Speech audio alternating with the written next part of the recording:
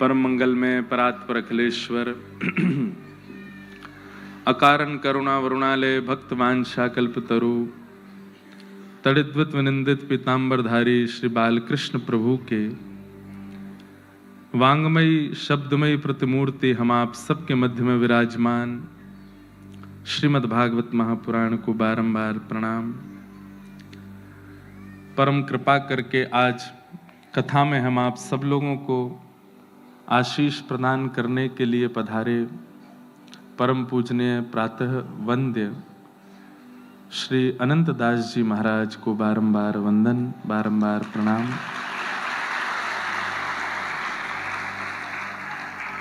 मंच पर विराजमान समस्त विप्रवृंद, समस्त गंधर्वजन और आप सभी श्रोता भाई बंधु मातृशक्ति बालक मित्र सखा उपस्थित समस्त वैष्णव जनों को जय श्री कृष्ण, जय सिया राम, जय श्रीमन नारायण, जय जय श्री राधे, राम कृष्ण हरि। ठाकुर जी की महती अनुकंपा से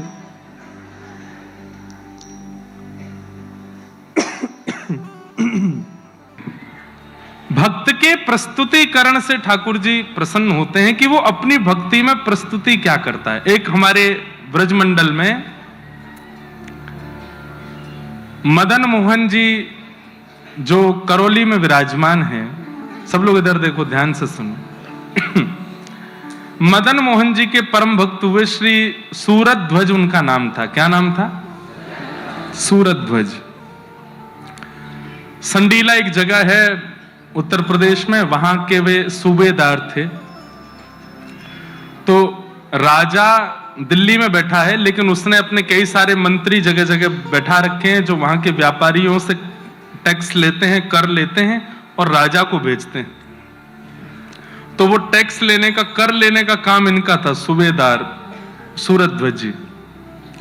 लेकिन ठाकुर जी के इतने परम भक्त थे, इतने परम भक्त थे,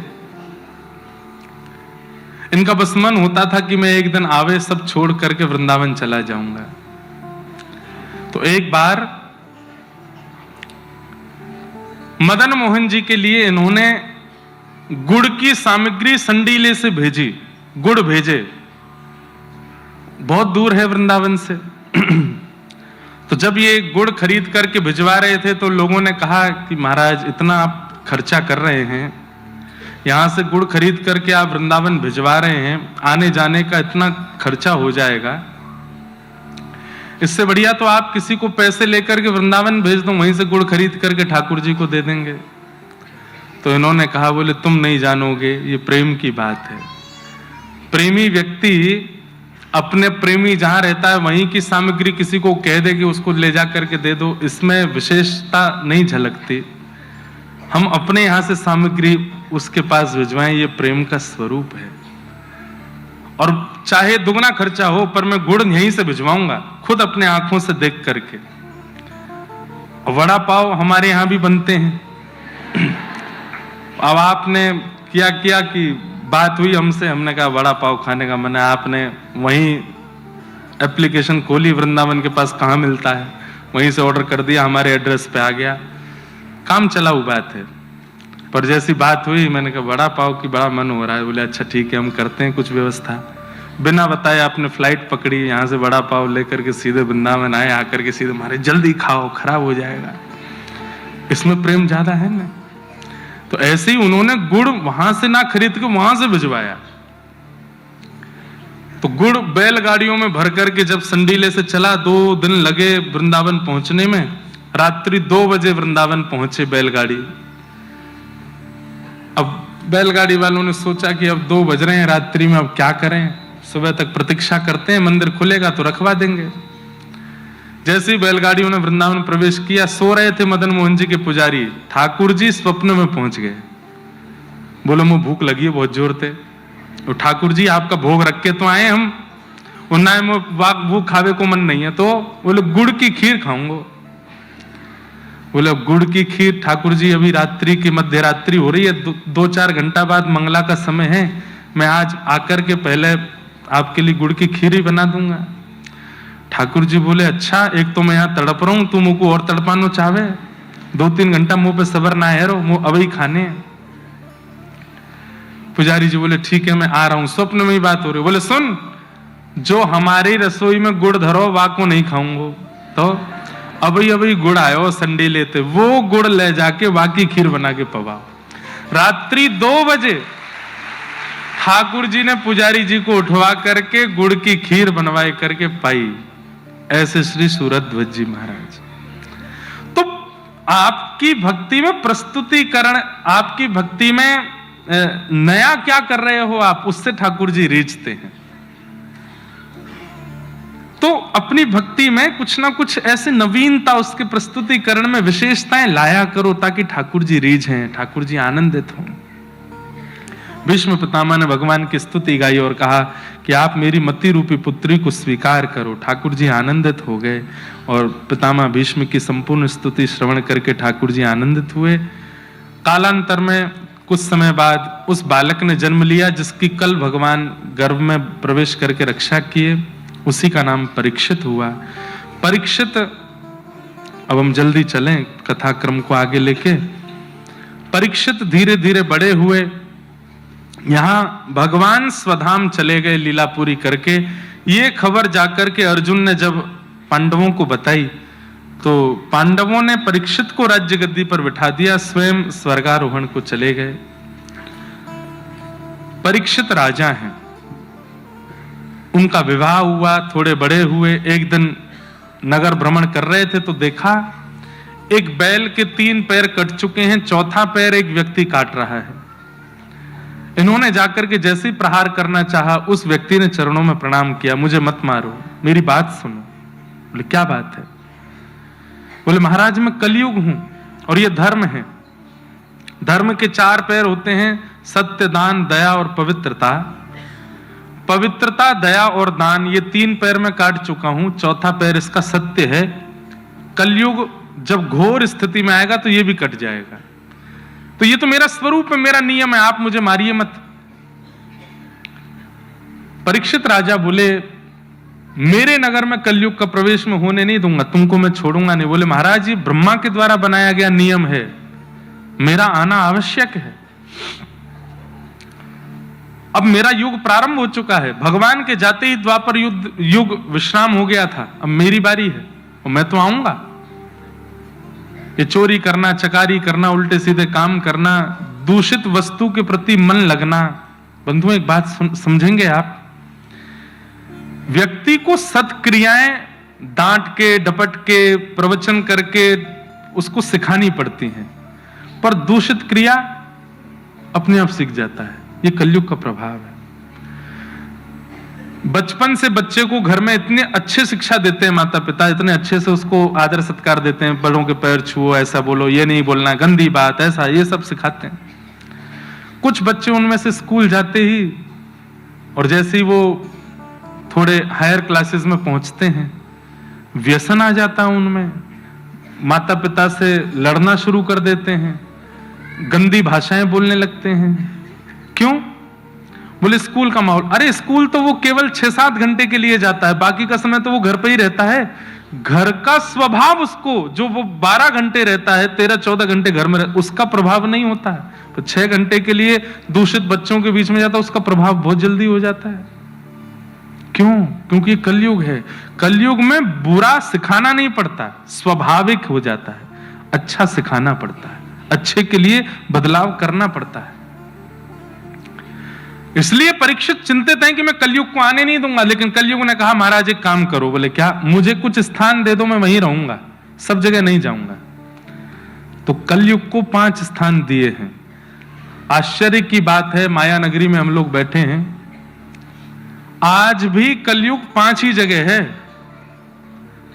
लेकिन उसका प्रभाव सब जगह है। इसका मतलब यह है कि इन 5 में सबका प्रवेश है। द्योतम पानम स्त्रियः सूना यत्रा धर्मश्चतुर्विध पुनश्च याचमानाय जात रूप मदात प्रभु। द्योतम पानम स्त्रियः सूना, पहले 4 स्थान दिए। सबसे पहला स्थान द्योतम जुआ, और कह लो पैसे का गलत प्रयोग, उसमें कलयुग का निवास होता है। जब धन को व्यक्ति गलत स्थिति के लिए और जुए में इस्तेमाल करता है, दांव पर लगाता है धन को, उसमें कलयुग निवास करता है।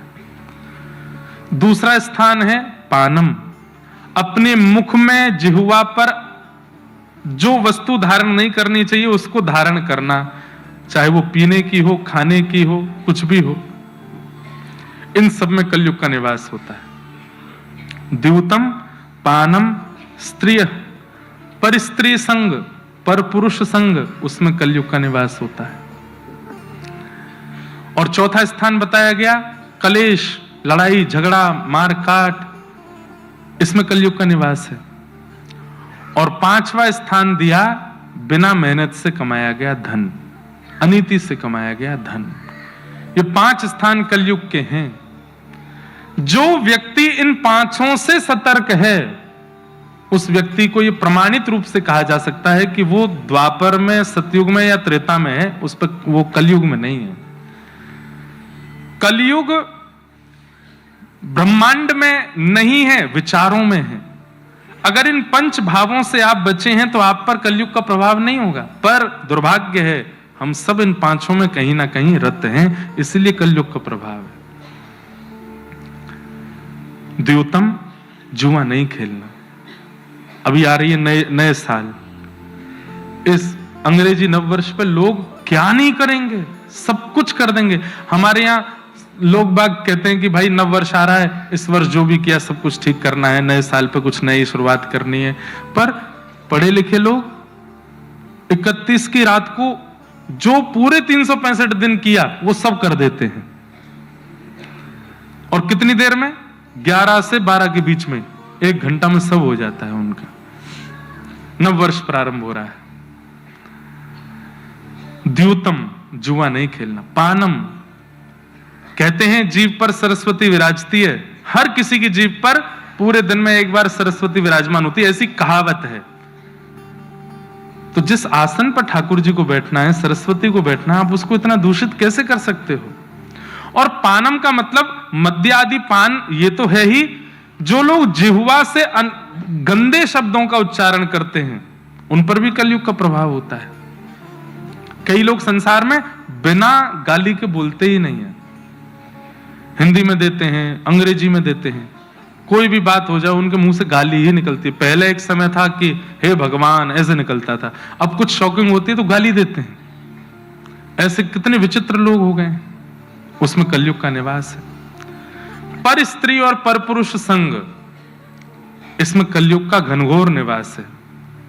और कलेश, लड़ाई झगड़ा, बंधुओं विचार किया करो कि अगर मेरे शांत होने से सब समाप्त हो जाएगा तो शांत ही हो जाओ, भले ही आपकी गलती नहीं है, उसमें कुछ घट तो जाएगा नहीं। पर आजकल ईगो हमारा इतना ज्यादा हाई हो चुका है कि हम शांत नहीं रह सकते, हमारा लड़ना जरूर। इसने ये कह कैसे दिया, मुझसे ये बोल कैसे दिया, मेरे बारे में ये हो कैसे गया, और इसी चक्कर में ये कलेश होते हैं, लड़ाई झगड़े सब चलते हैं। उसने कह दिया, आप हो गए, नहीं हुए। हम लोग बड़े विचित्र हैं, कोई हमारे बारे में कुछ बोल दे तो हमको वो स्वीकार नहीं, और हम उस स्वीकृति ना होने पर उससे लड़ने पहुंच जाते हैं। नहीं कहना, हमें लोग इतना प्रेम देते हैं, इतना सब कुछ करते हैं, इसका मतलब ये नहीं कि कुछ गलत नहीं बोलते, बहुत बोलते हैं, बहुत कुछ बोलते हैं। पर सुनकर के उस पर अगर मैं रिएक्ट करने लगा तो मैं आध्यात्मिक कैसे माना जाऊं, ठाकुर जी की श्रेणी में मैं कैसे माना जाऊं? संसार का मुख है, उन्हें मुख मिला है, फ्रीडम ऑफ स्पीच है उनके पास, वो कुछ भी बोल सकते हैं, आपको सहना पड़ेगा। आप कलेश मत करो, अपनी तरफ से लड़ाई मत करो, शांत रहो। एक समय थकेगा, अपने आप शांत हो जाएगा। तो कलेश, इसमें कलयुग का निवास। और 5वां और सबसे खतरनाक स्थान है बिना मेहनत के कमाया गया धन। हर व्यक्ति जानता है मेरा परिश्रम कितना था और मुझे कितना प्राप्त हुआ। वैसे तो लड़ाई ज्यादातर इस बात की है कि परिश्रम ज्यादा कर रहे हैं, मिल कम रहा है। पर वर्क फ्रॉम होम हमने देखा है ऑफिस अब आप फिजिकली ऑफिस जाते तो आप नहा रहे हो, धो रहे हो, तैयार हो रहे हो, और वर्क फ्रॉम होम में रजाई में से उठे, बाल काढ़े, आंखें साफ करी, जी बॉस, तैयार है। कहीं ना कहीं इसमें परिश्रम नहीं है ना। बच्चों की स्टडी फ्रॉम होम हो रहा था कुछ साल पहले, बच्चे कैसे पढ़ रहे थे सबको पता है। तो कहीं ना कहीं जब आप परिश्रम ना करके धन अर्जन करने की इच्छा रखते हैं, उसमें कलिकाल आता है। अब कई लोग मुझे बोलते हैं शेयर मार्केट के बारे में, उसके बारे में। आप मुझसे मत पूछो, खुद विचार करो, उसमें मेहनत हो रही है। जहां परिश्रम नहीं हो रहा, बौद्धिक परिश्रम, शारीरिक परिश्रम नहीं बन रहा और आप धन कमा रहे हैं, तो वो धन तो आ जाएगा पर वो विकृत करेगा। एक समय आने पर आपकी और आपके आने वाले बच्चों की बुद्धि को विकृत करेगा। भगवान के यदुवंश के नाश का कारण ही केवल यही बना कि इतनी संपत्ति भगवान श्री कृष्ण की और पूरी सोने की नगरी द्वारिका यदुवंशियों को बिना परिश्रम के प्राप्त हो गई। तब ठाकुर जी ने विचार किया कि बिना परिश्रम के प्राप्त है, यही इनकी बुद्धि को विकृत करेगी, इसको नष्ट करना पड़ेगा। डुबा दिया द्वारिका में, समुद्र में द्वारिका को। इसलिए अनीति का जो धन होता है, अब पुलस्त्य ऋषि के खानदान में जन्मा है रावण, ब्राह्मण कुल में जन्मा है, सारस्वत ब्राह्मण है, फिर भी राम जी से इतना विद्वेष क्यों? अनीति का धन घर में जब आता है तो सर्वगुण होने के बाद भी बुद्धि विकृत हो जाती है। घर में तप अनुष्ठान ब्राह्मणों के आने के बाद भी बुद्धि विकृत हो जाती है। इसलिए बिना मेहनत का धन रखना ही नहीं है। ये 5 स्थान कलयुग को प्रदान किए। राजा परीक्षित लौट करके आए, आकर के अपने तहखाने में से एक मुकुट उतार करके अपने सिर पर धारण किया, बस देखने के लिए कि मैं कैसा लग रहा हूं, और बस उसी से ही हृदय में विकृति प्रारंभ हो गई।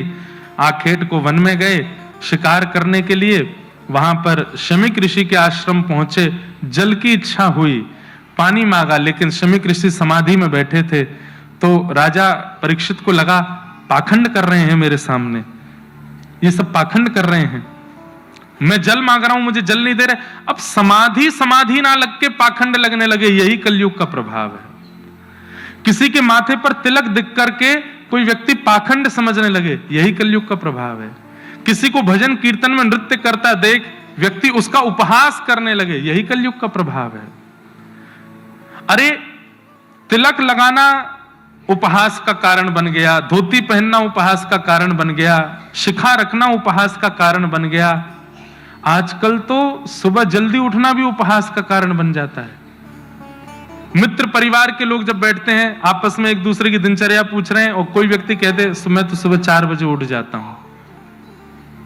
भैया तू तो संत है, हमसे तो दूर ही रहे भैया से। 4 बजे कौन उठता है यार, है शरीर के साथ इतना अन्याय कौन करता है?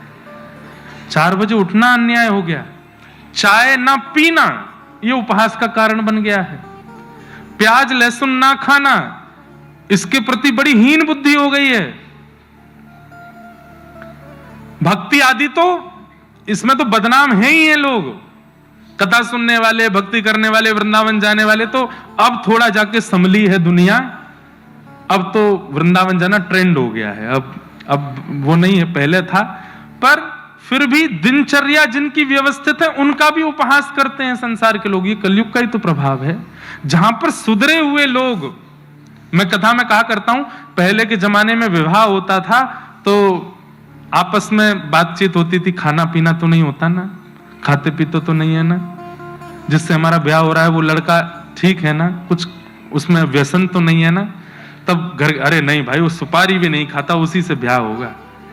अब माता पिता तो आपस में मिल आते हैं, नंबर एक्सचेंज करके लड़का लड़की पूछते हैं तुम पीते हो कि नहीं, बोले हाँ पीते हैं, तो फिर डन, अब तो तुमसे ही शादी करनी है, अब साथ में पिया करेंगे। कौन सी वाली? वो वाली। कितना दूषित जमाना हो गया है। अब बिगड़ा हुआ होना अच्छा माना जाता है और सुधरा हुआ होना उसको त्याग दिया जाता है। ये कलयुग का प्रभाव नहीं है तो क्या है? 11 बजे नींद आ रही है तो लोग 11 बजे कौन सोता है भाई? हम वो जमाने के लोग हैं जब 8-9 बजे सो जाते थे। हम भी अपनी छोटी स्थिति में जब छोटे छोटे बच्चे थे, याद है हम 9 बजे तक सोना होता था, 5 बजे उठ जाते थे, नहा धो के 7 बजे स्कूल चले जाते थे। स्कूल जाने वाले, ऑफिस जाने वाले तो आज भी जल्दी ही उठते हैं, पर संडे को, शनिवार को तो रात में वही लेट होता है, सुबह जल्दी। मतलब इसका मतलब वो मजबूरी में कर रहे हो आप, वो आपका दिनचर्या नहीं है। और दिनचर्या अगर बन जाए तो उपहास का कारण है। कितना ये कलयुग का प्रभाव नहीं है तो क्या है। तो कलयुग के प्रभाव से शमीक ऋषि में दोष दिखा।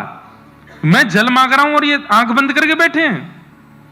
इस पाखंडी को बताता हूं, मरा हुआ सर्प गले में डाल दिया। शमीक ऋषि तो तब भी समाधि में बैठे रहे। उनके पुत्र ने यह दृश्य देखा और शाप दे दिया, मेरे पिता की समाधि का उपहास किया, मैं शाप देता हूं राजा परीक्षित को, 7 दिन में तक्षक सर्प डसेगा और इनकी मृत्यु हो जाएगी। राजा परीक्षित जैसे ही वापस लौट के गए, जैसे ही मुकुट उतार के धरा, उनको अब ग्लानि हुई, अब रिग्रेट हुआ, मैंने ये क्या किया। इतना बड़ा अपराध तो नहीं था कि मैंने मरा हुआ सर्प डाल दिया। अब मुझे दंड मिलना चाहिए। रिग्रेट आज भी होता है लोगों को, पर दंड की इच्छा नहीं होती हमें अपने किए का भान तो हो जाता है, पर हम ठाकुर जी से जाके ये कहते हैं कि नाथ मुझसे गलती हो गई, अपराध हो गई, हम स्वीकार करते हैं, कान पकड़ते हैं, और हम क्या कहते हैं, आगे से नहीं करेंगे, बस इस बार क्षमा कर दो। नहीं ठाकुर जी, इसका जो दंड हो मुझे दे देना, मैं भोगने को तैयार हूं, मेरे जीवन में आ जाए। स्वरूपी होना चाहिए। वही परीक्षित ने किया। मुकुट उतारते ही जब याद आया कि मैंने अपराध किया, तुरंत ठाकुर जी से कहा, मेरे को दंड दीजिए नाथ, मैंने संत अपराध किया है।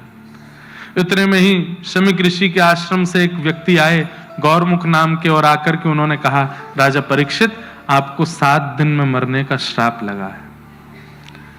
राजा परीक्षित बोले, मुझे स्वीकार है।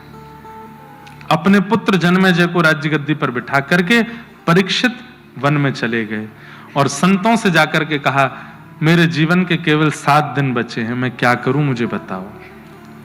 तब सबने अलग अलग प्रयोग बताए, तुम ऐसा करो, ऐसा करो, ऐसा करो, पर इससे तुम्हें मुक्ति मिलेगी ये किसी ने प्रमाणित नहीं किया। तभी वहां श्री सुखदेव जी का आगमन हुआ। बोलो सुखदेव जी महाराज की।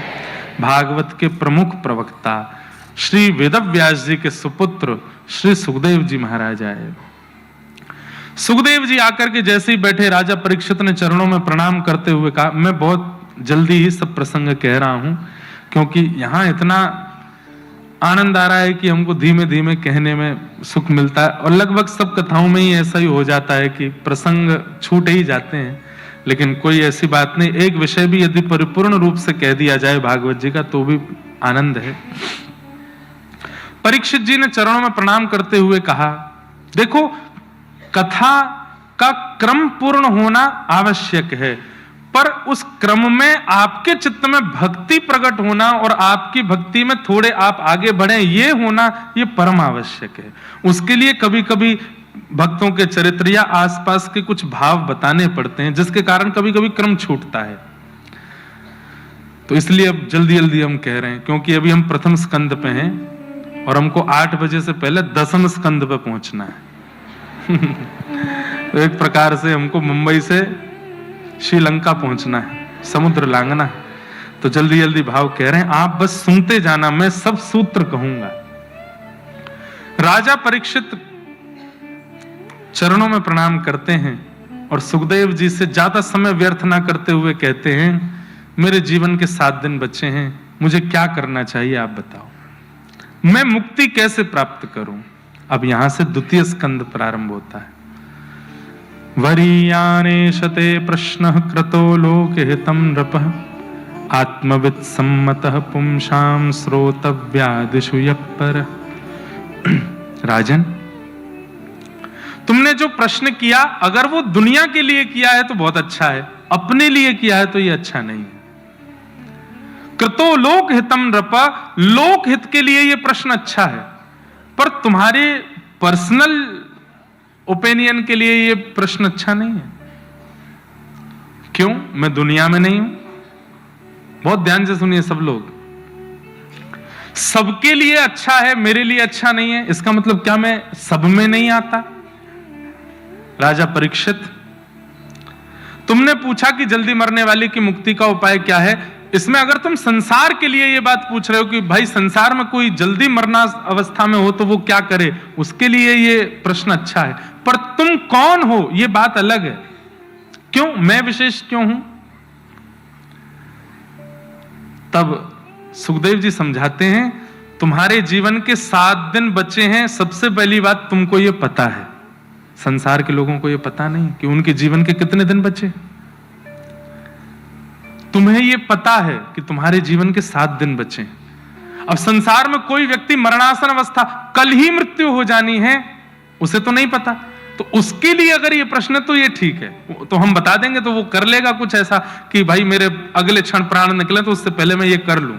पर तुम्हें तो पता है कि तुम्हारे 7 दिन बचे, पहली बात। दूसरी बात, तुम्हारे जीवन के 7 दिन बचे हैं और तुम्हारे सामने असंख्य संत बैठे हैं। तुम कुछ नहीं भी करोगे, हमें देखते रहोगे तो तुमको मुक्ति मिल जाएगी, हमारे बीच सत्संग करते रहोगे तो तुमको मुक्ति मिल जाएगी। तीसरी बात,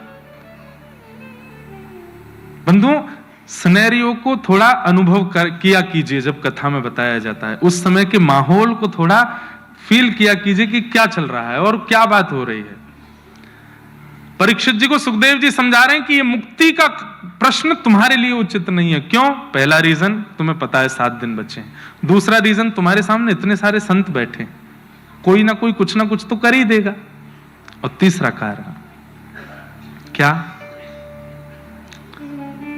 तुम वो व्यक्ति हो जिसने जन्म बाद में लिया है, अपनी मां के गर्भ में ही ठाकुर जी का दर्शन कर लिया है।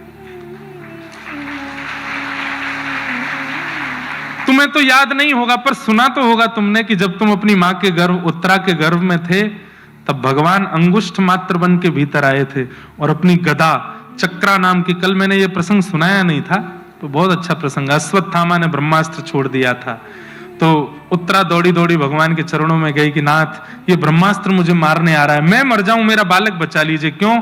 मैं विधवा हो चुकी हूं, मेरे पति पहले ही जा चुके हैं, उनको चक्रव्यूह में मार दिया है, कम से कम मेरा बालक जीवित रहे। तो भगवान सामने खड़े रहे, वायु मात्र रूप धारण करके उत्तरा के गर्भ में प्रवेश करके अपनी गदा को चक्र के भांति घुमाया ठाकुर जी ने गर्भ में, और तब आकाश में ब्रह्मास्त्र नष्ट हुआ।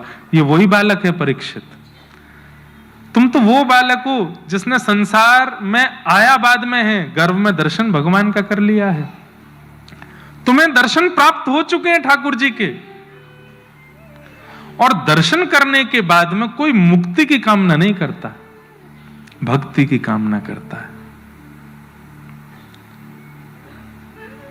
मुक्ति का मतलब क्या है? इस संसार से आप निवृत्त होकर के, मुक्त होकर वैकुंठ चले गए। वैकुंठ बहुत बड़ा है, ऐसा ही एक दूसरा संसार है। बस वैकुंठ यहां जैसा नहीं है। वैकुंठ में सब कुछ बहुत पवित्र है, भोजन पवित्र है, रहना सहना पवित्र है, लोग पवित्र हैं, छल कपट ये सब नहीं है। वैकुंठ, कुंठ मतलब उलझन, और उलझनों से जो मुक्त है उसका नाम है वैकुंठ। जहां कुंठा नहीं है, बुद्धि की, मन की, व्यवहार की, विचार की, उसको वैकुंठ कहते हैं। और वैकुंठ में ठाकुर जी विचरण करते हैं, सचल शंख चक्र गदा पद्मधारी ठाकुर जी कभी उधर घूम रहे हैं, कभी इधर जा रहे हैं। लोग बागों की भीड़ लगी है, क्यों? आज ठाकुर जी जल विहार कर रहे हैं, सब देखने जा रहे हैं। ठाकुर जी उनमें से किसी को अपने नौका में बैठा लेते हैं, किसी को अपने भोजन की सेवा दे देते हैं, किसी को अपना सखा बना लेते हैं। वैकुंठ में सब लोग ठाकुर जी के लिए जीते हैं और ठाकुर जी सबको सुख देते हैं, वो वैकुंठ है।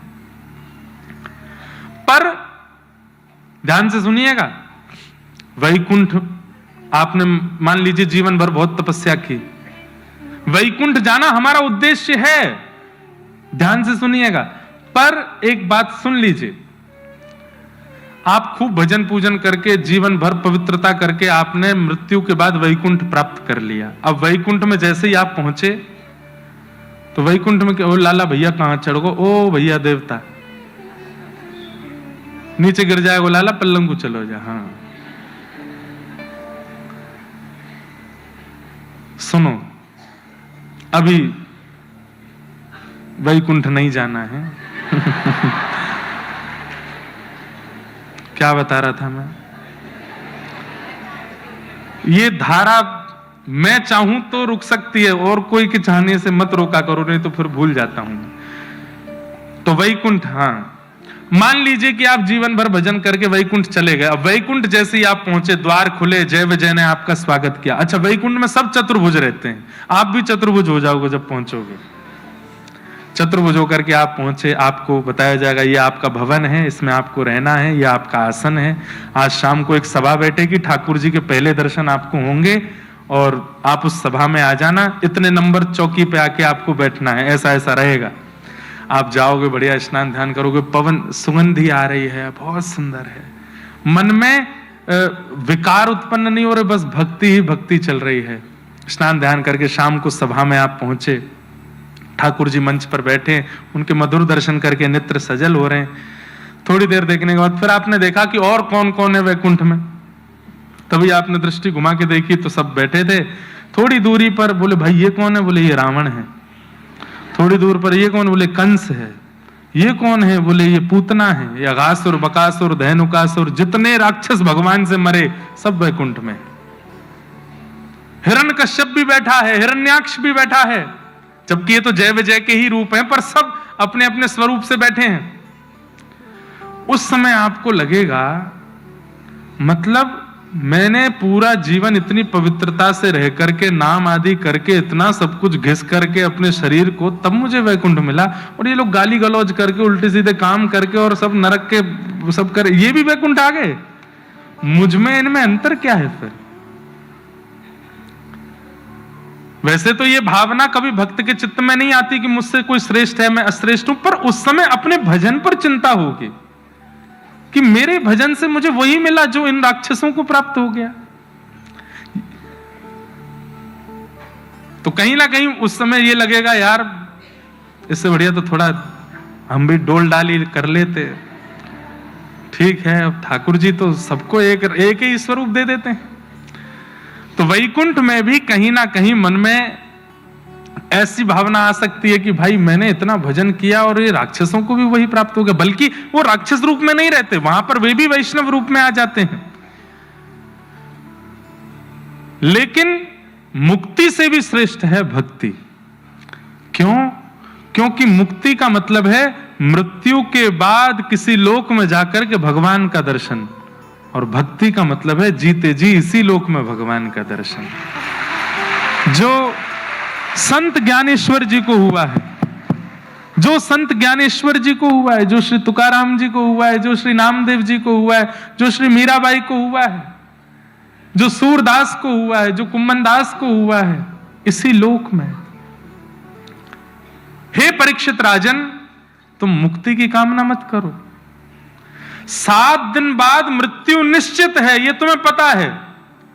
अब तो तुम ये कामना करो कि मेरे 7 दिन बाद प्राण निकले, उससे पहले ठाकुर जी को मुझे प्रकट करना है यहां पर। यह प्रश्न करो मुझसे। मुक्ति की कामना मत करो, भक्ति की कामना करो। बंधुओं, यहां बैठे जितने लोग हैं, मेरी सबसे प्रार्थना, मुक्ति तो हमें मिली ही जानी है, ये तो कन्फर्म है। हम कथा सुनते हैं, पवित्र रहते हैं, नाम जप करते हैं, सत्संग करते हैं, व्यवस्थित जीवन जीते हैं, छल कपट नहीं करते, मुक्ति तो मिल ही जानी है। पर उद्देश्य मुक्ति नहीं, उद्देश्य ये होना चाहिए मेरी अंतिम श्वास निकले उससे पहले मुझे विठोबा को प्रत्यक्ष देखना है। हमारा उद्देश्य ये होना चाहिए। ये हाथ कभी यहां से कभी ऐसे हो जाए, ये भुजा कभी ऐसे से ऐसे हो जाए, ये नेत्र नीचे से कभी ऊपर उठ जाए, ये मेरा उद्देश्य होना चाहिए। और मैं उसके लिए जो हो सकेगा सब करूंगा, मुझे विठोबा प्रत्यक्ष दिख जाए। जनाबाई की यही इच्छा थी। रोज जनाबाई का नाम आता है पर प्रसंग नहीं बोलता मैं, पर बहुत सुंदर प्रसंग है। अपने माता पिता के साथ गई थी पंढरपुर, और पंढरपुर किस भावना से गई थी पता है? कि मैं वहां जाऊं और मैं वहां अपने आप खो जाऊं, इसी भावना से गई। मुझे विठोबा से मिलना है। छोटी सी जनाबाई जैसे ही पहुंची पंढरपुर, एकादशी का दिन आषाढ़ी, भयंकर भीड़ पंढरपुर में, तिल रखने की जगह नहीं है। कहते हैं कि बड़ी भरी भीड़ में जनाबाई का एक हाथ पिता ने, एक हाथ मां ने पकड़ा था। वो तो पकड़ के चल रहे थे, भीड़ देख करके जनाबाई छोटी सी, उसने सोचा इनके संग रहना तो है मुझे, माता पिता मेरे सर्वस्व हैं, पर मुझे विठोबा को प्राप्त करना है, ये मुझे करने नहीं देंगे। जानबूझ करके अपना हाथ ही छोड़ दिया और खो गई। माता पिता ढूंढ रहे, कहां गई जना, कहां गई जना। जनाबाई तो नाचने लगी, अब ठीक है, अकेली हूं, अब विठोबा से मिलूंगी। माता पिता ढूंढते ढांढते 2-3 दिन नहीं मिली, चले गए। जनाबाई अब ढूंढ रही है विठोबा कहां है। गलियों में ढूंढती है, कभी किसी के घर के बाहर ढूंढती है, कभी मंदिर के बाहर खड़ी रहती है, संतों के सत्संग में जाती है, नहीं मिले। अब छोटी है, कुछ दिन निकलने के बाद याद आने लगी, बोले माता पिता कम से कम भोजन तो कराते थे, सुलाते तो, ये विठोबा कैसा, पूछने भी नहीं आता है। चंद्रभागा के तट पर बैठे बैठे रोने लगी। मैंने कहा ना, महाराष्ट्र के भक्तों का जो भाव है ना ठाकुर जी के प्रति, वो अलग ही है।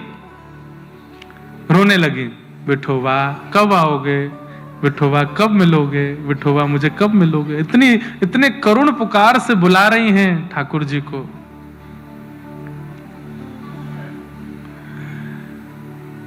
तभी श्री नामदेव जी महाराज और सब परिवार के लोग वहां आए। उन्होंने जैसे ही देखा कि जना रो रही है, बोले क्या नाम है तुम्हारा, बोले मेरा नाम जना है। अच्छा चलो हमारे साथ चलो। और उनके घर में जाकर के वहीं रहने लगी, वहीं सेवा भाव करने लगी, संत सेवा होने लगी, रसिकों की सेवा होने लगी। हर एकादशी को कीर्तन होता था और कीर्तन में बड़े बड़े वैष्णव आते थे। कहते हैं एकादशी के दिन पंडरीनाथ भगवान पंढरपुर में भ्रमण करते हैं, मंदिर में नहीं होते उस दिन। ठाकुर जी ऊपर ध्वजा जी पर रहते हैं, नीचे रहते हैं, वैष्णवों की वारी में नृत्य करते हैं। तो जब वहां कीर्तन होता तो जनाबाई देखती कि इतने सारे वैष्णव नाच रहे हैं, और तभी वो क्या देखती, सांवरा सलोना मुख, सिर पर सुंदर मुकुट धारण किए, पीतांबरी पहने, कमर पर हाथ धरे ठाकुर जी प्रत्यक्ष आए। जनाबाई ने देखा, अरे ये तो विठोबा है। और ठाकुर जी आए, किसी को नहीं दिख रहे हैं, किसी को नहीं पता चल रहा है। जो लोग वहां नृत्य कर रहे थे उनके ऐसे हाथ में हाथ दे करके ठाकुर जी भी नृत्य कर रहे हैं, उन्हें नहीं पता चल रहा है, जनाबाई को दिख रहा है। और जनाबाई देख करके कितनी खुश हो रही है, ओ ठाकुर जी नाच रहे हैं, ठाकुर जी उछल रहे हैं, ठाकुर जी गा रहे हैं। किसी को अनुभव नहीं हो रहा, बस जनाबाई को दिख रहा है। सब लोग इधर देख रहे हैं और जना उधर देख रही है। क्यों? ठाकुर जी वहां नाच रहे हैं, एकांत में नृत्य कर रहे हैं। ऐसी जना का भाव ठाकुर जी दिखते थे। लेकिन जनाबाई छोटी बालिका है ना, ठाकुर जी से बोलती, आप पूरे दिन खड़े रहते हो, मैंने मंदिर में देखा, थक जाते हो, इतना नहीं नाचो, चलो अब बस करो, खड़े हो जाओ, दर्द हो जाएगा पैर में। ठाकुर जी फिर भी नाचते। नहीं मानते तो फिर जनाबाई कीर्तनियाओं के पास जाती, बोले कीर्तन बंद करो। बोले क्यों? थक गए ठाकुर जी, नाच रहे हैं उछल उछल के, उनको दर्द हो जाएगा पैर में। अब छोटी सी जना की कोई बात नहीं माने, और तेज तेज गरज करें जोर जोर से, ठाकुर जी और उछल उछल के नाचे। जना रोने लगे, अरे नहीं नाचो ना, आपको दर्द हो जाएगा। कीर्तन विश्राम हुआ, सब गए तो ठाकुर जी भी अंतर ध्यान, पर कोने में बैठी जनाबाई रो रही है, मेरे विठोबा के पैर में दर्द हो गया होगा, मेरे विठोबा के पैर में दर्द हो गया होगा, किसी ने दबाए होंगे कि नहीं। अरे किसी कोई जाके पुजारी जी को बोलो आज घी लगाएंगे ठाकुर जी के चर, बहुत नाचे हैं।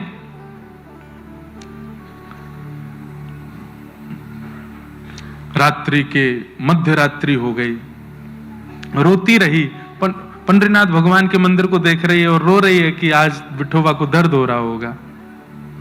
इतने में विठोबा प्रकट हो गए और प्रकट होकर बोले, जना जैसे देखा, अरे माझा विठोबा, मेरा विठोबा। तुरंत लिपट गई, जल्दी पैर दिखाओ अपने। हाँ इसीलिए आया हूं, ले गोदी में पैर रख, दबा, तेरे को बहुत चिंता हो रही मेरे पैर की। अब जनाबाई चरण दबा रही है ठाकुर जी के, और ठाकुर जी ऐसे बैठे हैं चरण रख के गोदी में। लक्ष्मी जी कह रही है, ये सुख तो मुझे भी नहीं दिया कभी, जो इसको जना को दे रहे। चरण दबा रही है। छोटी सी जना है, ज्यादा तो कुछ जानती नहीं। अब बात क्या करे ठाकुर जी से? तो ठाकुर जी से पूछ रही है, भोजन किया? ठाकुर जी बोले हाँ किया। कब किया? रोज नियम है 8:30 बजे ही खाता हूं मैं, मंदिर में टाइम टू टाइम होता है। सुबह 3 बजे मतलब 3, मुझे नींद भी आ रही हो तो भी उठा देंगे। दोपहर में इतने बजे प्रसादी, रात में इतने बजे भोजन। अच्छा, पेट भर गया? हाँ भर गया। छोटे बच्चे यही तो पूछते हैं, इससे ज्यादा क्या बात करें। बहुत देर हो गई, अब शांत बैठे हैं दोनों। ठाकुर जी बोले कुछ बात करो, बहुत रो रही थी तुम, माता पिता छोड़ दिए, विठोबा मिले नहीं, अब मिल गया तो बोलती नहीं। बोल तो रही हूं, सोचने दो। क्या खाया? क्या खाया? पूरन पोली खाई। अच्छा पूरन पोली खाई? बोले हाँ। कल क्या खाया था? ठाकुर जी बोले कल भी पूरन पोली खाई। अच्छा परसों क्या खाया? बोले परसों भी पूरन पोली खाई। उसके पहले क्या खाया था? बोले उस दिन भी। बोले मंदिर में यही बनता है और कुछ नहीं बनता, और जो भी प्रसाद बनता हो वही। ठाकुर जी बोले यही खाया मैंने। रोज यही खाते हो आप? बोले हाँ। आपका मन लग जाता है? लगाना पड़ता है। लेकिन मेरे भक्त भी तो घरों में बनाते हैं, तो मैं वहां भी थोड़ा बहुत पा लेता हूं। अच्छा मैं कुछ और बना के पवाऊं आपको? कुछ नया खाओगे? तू बनाएगी? हूं तो अकेली, थोड़ी सी सहायता आप भी कर देना। ठाकुर जी बोले ठीक है बना। तो वहां से लकड़ी लेके आओ, चूल्हा जलाना। ठाकुर जी लकड़ी लेके आ रहे हो, विठोबा लकड़ी लेके आए, ले जरा जला। जना भाई चूल्हे में रख रही है, अग्नि लगाती है, कहीं कुछ सब्जी अमनिया कर रही है, खुद व्यस्त है। ठाकुर जी बैठे, आप क्यों बैठे हो? आप भी कुछ करो। मैं क्या करूं? क्या आता है आपको? लक्ष्मी जी दूर खड़ी बोल रही है, अरे जनाइयों के क्या नहीं आता, ये सब तो आता है इनको। ठाकुर जी बोले क्या करूं बता? बोले मेरे छोटे हाथ हैं, सब्जी मैं काट देती हूं, आटा आप मारो। ठाकुर जी अपनी पीतांबरी ऊपर करें, अपने कड़ूला ऊपर करें, मकर कुंडल पीछे किए, आटा मार रहे हैं, या जना भाई सब्जी बना रही है। मेरे को तो वो छवि देख के कभी कभी भाव, हमसे कब होगा ऐसा?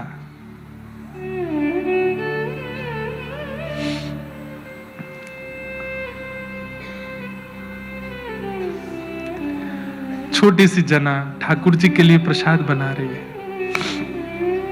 दूर खड़ी लक्ष्मी जी भी रुदन कर रही है कि ये सुख तो मेरे अधिकार में भी नहीं है।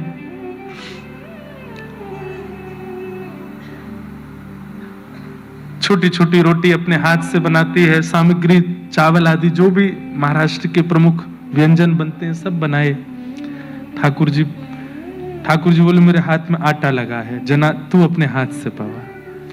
छोटी सी जना छोटा सा कवल लेती है, अपने हाथ से पवा रही है। ठाकुर जी प्रेम से पा रहे हैं। ऐसा सुख जनाबाई को ठाकुर जी देते हैं। इतने में ही मीठी मधुर बातें हो रही हैं। समय हो गया, घंटे घड़ियाल बजने लगे, मंगला का समय हो गया। ठाकुर जी जनाब मैं जाता हूं। कहां जा रहे हो? मंगला हो गई, मंदिर में सब दर्शन करने। आप तो सोए नहीं। कोई बात नहीं जनाब, कल भोजन नहीं करना, कल सोना मेरे पास आके। ठीक है। ठाकुर जी गए, जाके तुरंत मंदिर में खड़े हो गए, कपाट खोले, काकड़ा आरती हो रही ठाकुर जी की। पूरे दिन खड़े रहे, प्रतीक्षा कर रहे हैं ठाकुर जी कब रात्रि हो, मंदिर बंद हो, मैं जना के पास जाऊं। आज जना भाई गोद करके बैठी, आज खाना नहीं, आज पूरन पोली से ही मन लगाओ, आज सो, थोड़ी देर आराम करूं, सुबाऊं आपको। ऐसी जना बाई को ठाकुर जी सुख देते हैं। एक हमारे व्रज में एक महापुरुष हुए, उनका एक पद है, मुझे पद पूरा याद नहीं है, पर अभी जनाबाई और पंडरीनाथ भगवान के भाव में ये लगता है। प्रीतम तू मोहे प्राण ते प्यारो प्रीतम तू मोहे प्राण से प्यार तुम मेरे पुतलिन में बसत हो। पुतलिन मतलब नेत्र। तुम मेरे पुतलिन में बसत हो। रहो नैनन न्यारे तू मोहे प्राणंत प्यारो प्रीतम तू मोहे प्राणंत प्यारो। एक रात्रि जनाबाई चक्की चला रही है, ठाकुर जी आ गए। ठाकुर जी बोले, जना आज ना खाना है, आज ना सोना है, तो आज तुझसे कुछ सुनना है। तू बहुत मीठा गाती है। बोले, तुम्हें कैसे पता? बोले, जब तू गुनगुनाती है तो मैं सुनता हूं मंदिर में बैठ के। बंधुओं, ठाकुर जी को संगीत बहुत प्रिय है। आप मान लीजिए इस बात को। जब आप कुछ गुनगुनाते हैं, आप कुछ गाते हैं, तो अगर उसमें प्रेम होता है तो ठाकुर जी सुनते हैं। जनाबाई चक्की चला रही। बोले, मुझे बहुत काम है, मैं कैसे गाऊं? बोले, सुन मैं चलवाता हूं ना। ठाकुर जी एक तरफ बैठ गए और चक्की चलवा रहे हैं। बोले, तू कुछ गा। जनाबाई गा रही है। अब मुझे तो अभंग नहीं आता जनाबाई का भी। ठाकुर जी सुन रहे हैं। ठाकुर जी चक्की चला रहे थे तो जितने आभूषण पहने थे वो आभूषण आवाज कर रहे थे। तो जनाबाई बोली, बहुत आवाज हो रही है, ये उतार दो। ठाकुर जी ने सारे आभूषण उतार दिए, चलाने लगे चक्की। इतने भाव से सुनते रहे ठाकुर जी। आज भी गोपालपुर स्थान है पंढरपुर के पास में, वहां स्थान है जनाबाई की चक्की जो ठाकुर जी चलाए, वो स्थान भी सब कुछ है। कहते हैं कि जनाबाई जब गोबर के उपले थापती थी ना, तो कोई और अगर ले जाता तो जनाबाई लड़ने चली जाती उसके पास। मेरे उपले दो। अरे भाई, ये गोबर के कंडों में कौन मेरा तेरा, जलना ही है इनको। बोले, नहीं मेरे वाले मुझको दो। बोले, इतने सारे हैं, तेरा कौन सा है? तो जनाबाई कान लगा लगा करके उपलों को कान पे लगाती। बोले, कान लगा के क्या देखती है? बोले, जिसमें से कोई आवाज ना आवे वो तेरे हैं, और जिसमें से विट्ठल विट्ठल स्वर आवे वो मेरे हैं। सोचिए, गोबर के उपलों पर हाथ जनाबाई धर देती है तो उसमें से भी विट्ठल ध्वनि प्रकट हो जाती है। भजन ऐसा होता है, चिंतन ऐसा होता है। आज बंधुओं, भारत के महापुरुष ऐसे हैं, जब वे मार्ग से निकल जाते हैं, उनकी भ्रगुटी देख करके, उनका मुखमंडल देख करके कितने लोगों के चित्त में परिवर्तन आ जाता है। ये भजन की योग्यता है कि किसी व्यक्ति, किसी महापुरुष के वचनामृत, किसी महापुरुष की दृष्टि, किसी महापुरुष का स्पर्श आपके चित्त को वाद्य कर देता है भजन के लिए। पर जनाबाई की स्थिति देखो, वो तो जड़ को वाद्य कर देती हैं भजन करने के लिए। जनाबाई जिस जिस पत्थर को स्पर्श करती है वो भी विट्ठल विट्ठल विट्ठल गाने लगता है।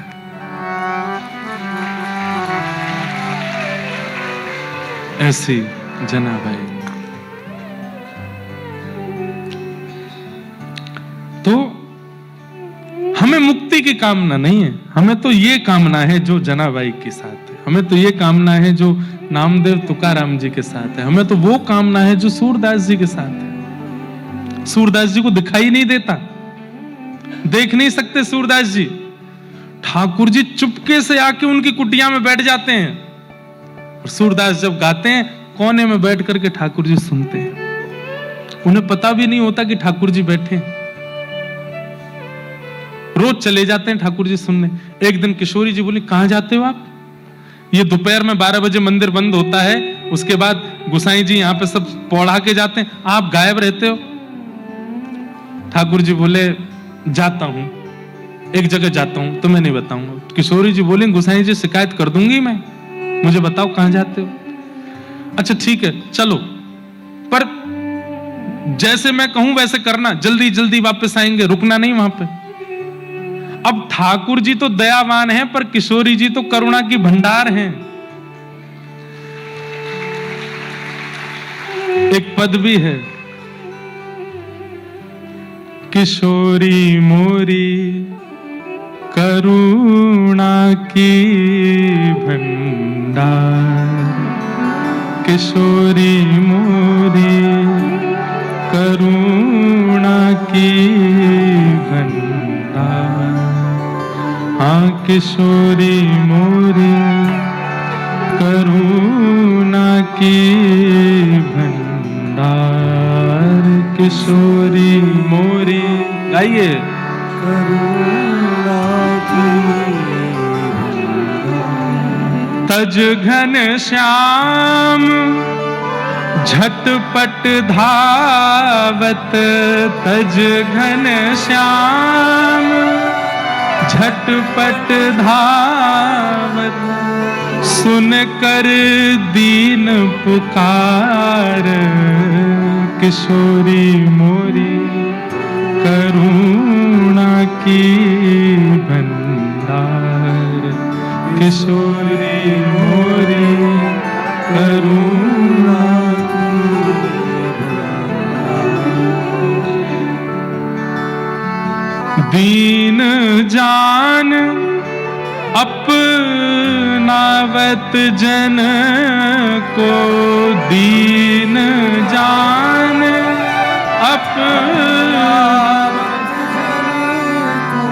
इतनी सरल भाषा भी, और उसमें भी जो पद नहीं गा रहे हैं उनको तो भैया राधे राधे ही है। कितना सुंदर भाव है, गाइए ना। दीन जान अपनावत जन को, दीन जान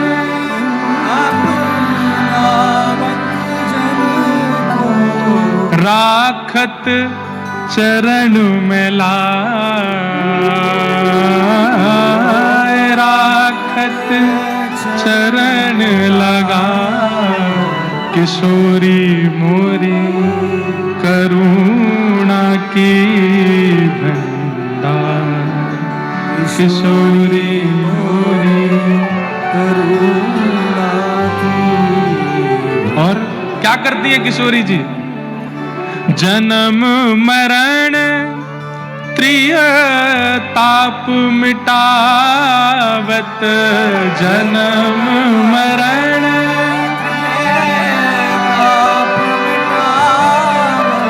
मिटा के क्या करती हैं? तो कह रहे हैं देत प्रेम उपहार,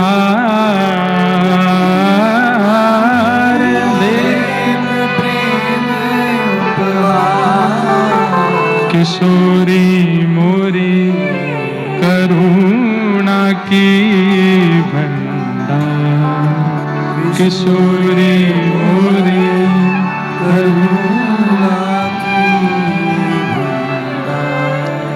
प्रेम पदारथ पावत जो को, प्रेम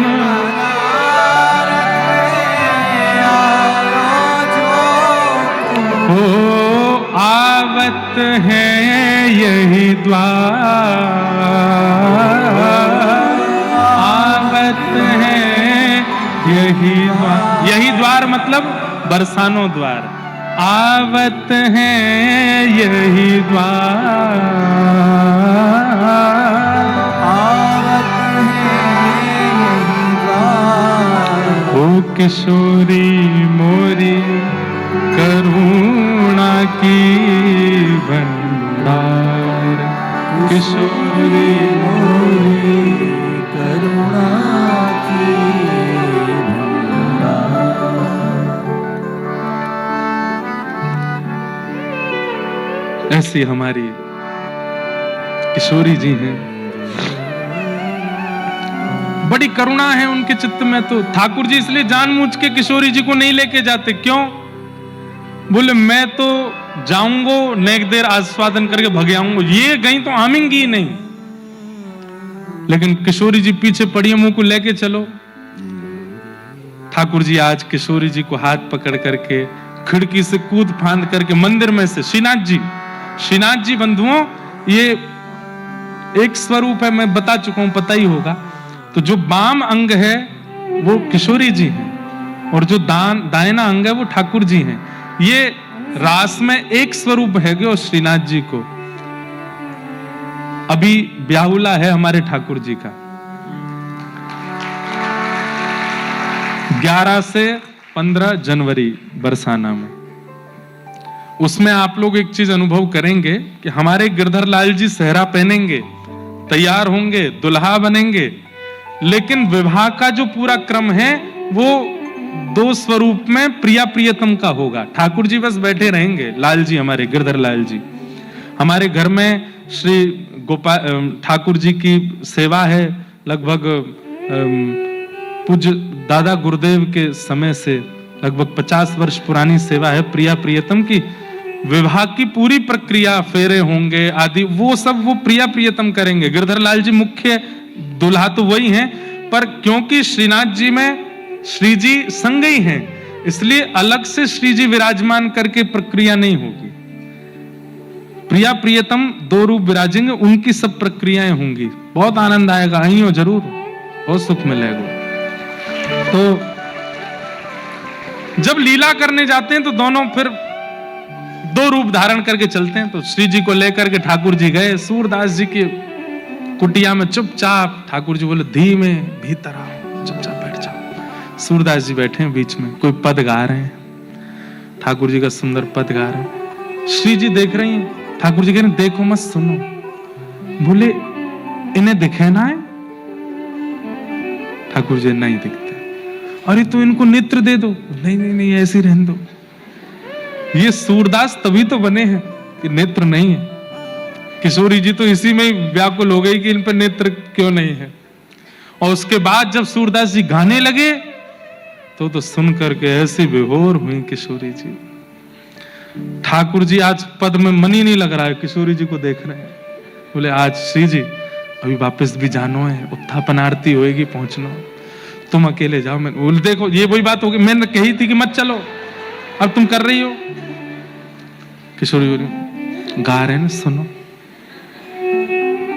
थोड़ी देर गाने के बाद सूरदास जी अपनी लाठी लेकर के चलने लगे।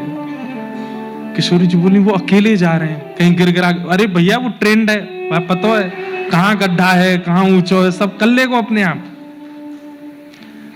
पर किशोरी जी कैसी करुणामयी है, नहीं नहीं नहीं, संग चलेंगे। अरे दर्शन को समय है, रो पहुंचना, वहां जाके व्यवस्थित होना। बोले बाद में हेलेंगे, पहले इनको देखें कहीं गिर नहीं जाए। थोड़ी दूर जाके एक गड्ढा आया, सूरदास जी में गिर गए। तुम तो कह रहे हैं सब पता, गिर गए।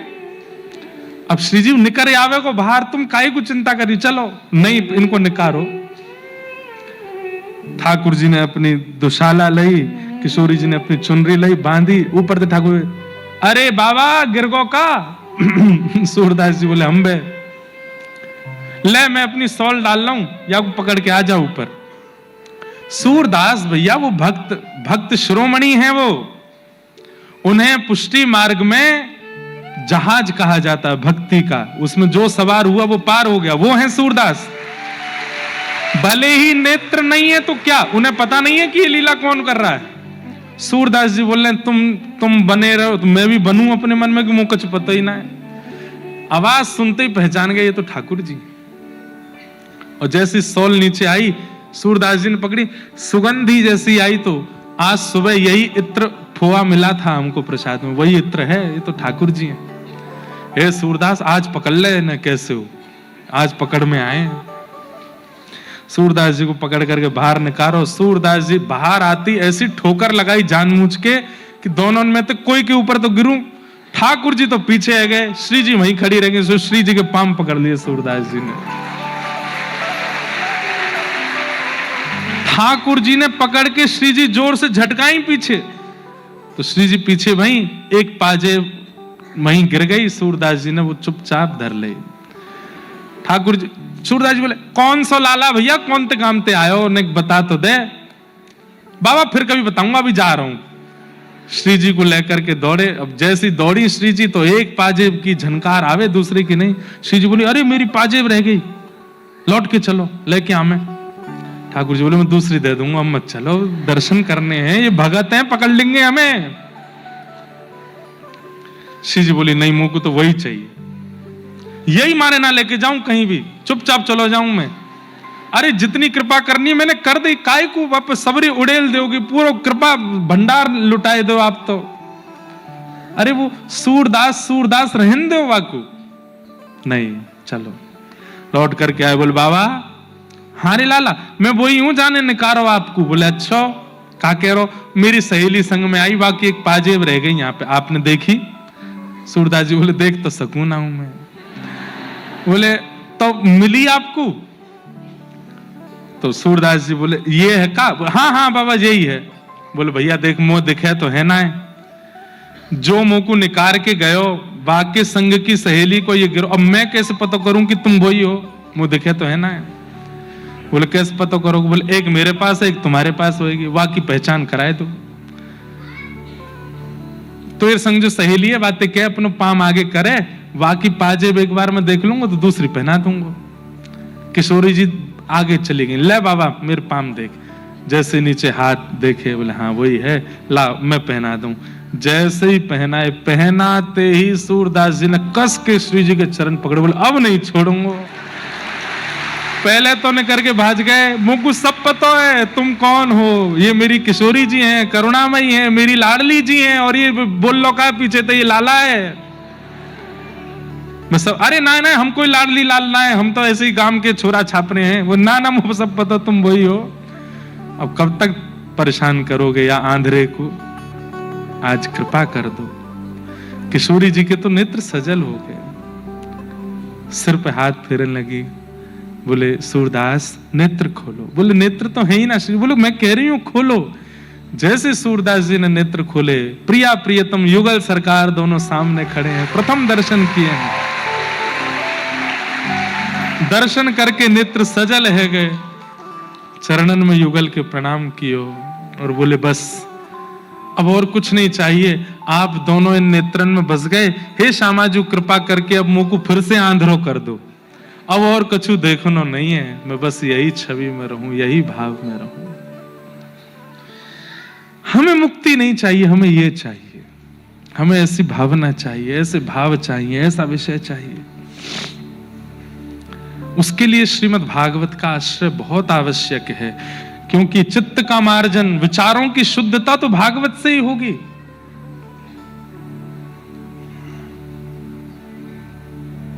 हो व्रज में रतन राधिका गोरी, व्रज में रतन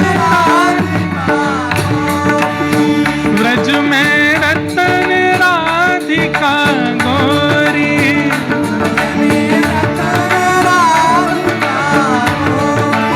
ओ राधिका गोरी, राधिका गोरी, राधिका गोरी, राधिका गोरी, ओ राधिका गोरी, राधिका गोरी,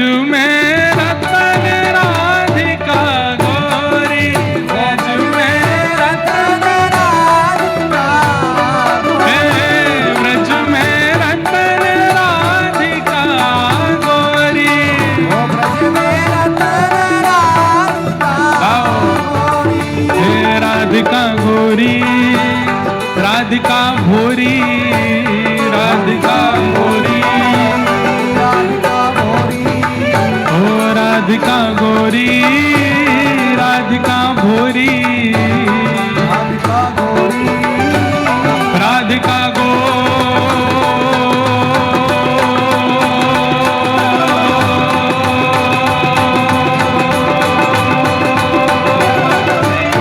हो ब्रज में, हो ब्रज में, हो ब्रज में रतन राधिका गोरी, ब्रज में रतन, राधिका गोरी, हे ब्रज में रतन राधिका गोरी।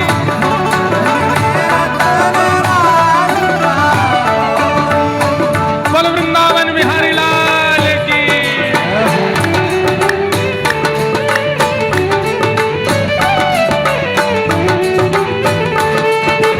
महाराज जी को एक बार बोलो बधाई हो, बधाई हो।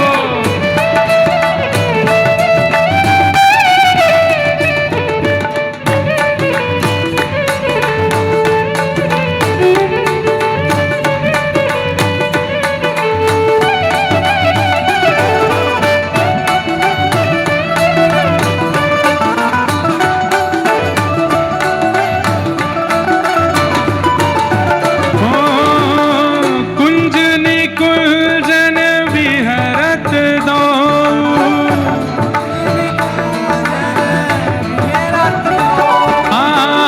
कुंज निकुंजन विहरत दो,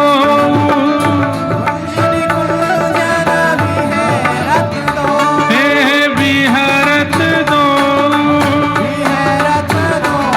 यहाँ रमणत दो, हे कुंज निकुंजन विहरत दो,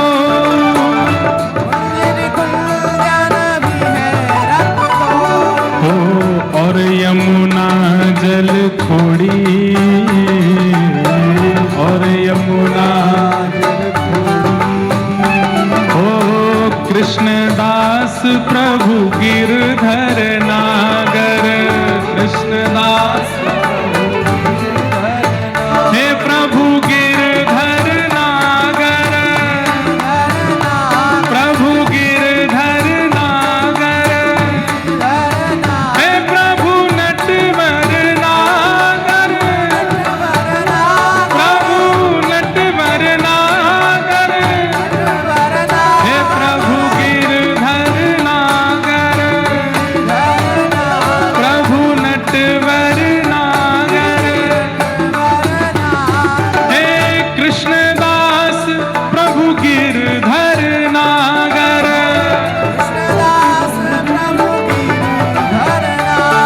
ओ नागरी नवल किशोरी, नागरी नवल, ओ नागरी नवल किशोरी, नागरी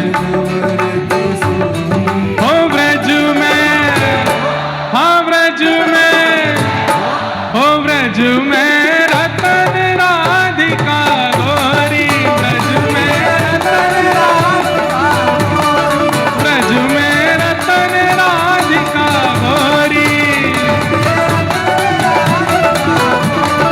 ब्रज में रतन राधिका गोरी। आइए, हे राधिका गोरी, राधिका गोरी, राधिका गोरी, राधिका गोरी, राधिका गोरी, राधिका गोरी, राधिका गोरी,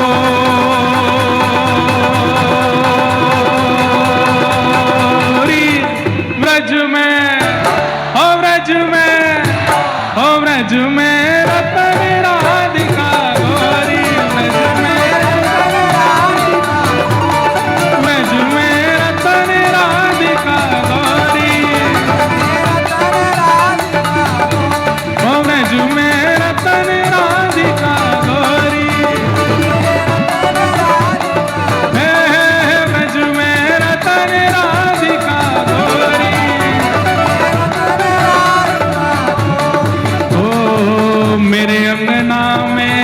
तुलसी को बिरवा मेरे अंगना में,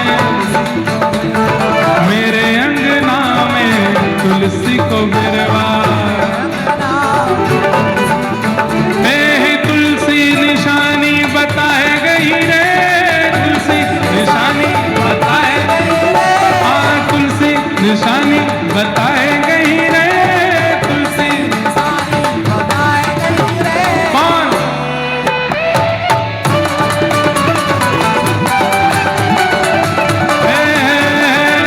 बरसाने की छोरी राधा गोरी गोरी, बरसाने की छोरी राधा गोरी हो, करके इशारों बुलाए गई है, करके इशारों बुलाए गई है, करके इशारों बुलाए गई है, करके इशारों बुलाए गई है।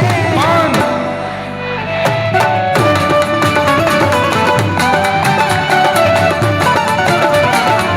बरसाने की छोरी राधा गोरी, हे जय राधे राधे, श्री राधे राधे, जय राधे राधे, श्री राधे राधे, जय राधे राधे, श्री राधे राधे, जय राधे राधे, श्री राधे राधे, जय राधे राधे, श्री राधे राधे, जय राधे राधे, श्री राधे राधे, जय राधे राधे, श्री राधे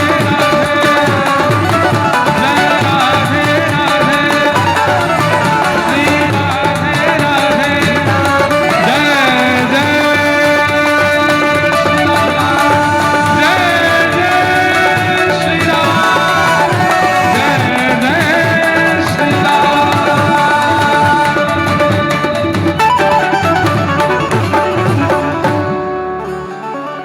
जो कान्हा मेरो गाम न जाने, जो कान्हा मेरो, जो कान्हा मेरो गाम न जाने, जो कान्हा मेरो ऊंचो बरसानो बताए गई रे, ऊंचो बरसानो बताए गई, ऊंचो बरसानो बताए गई रे, ऊंचो बरसानो बताए गई रे। कौन?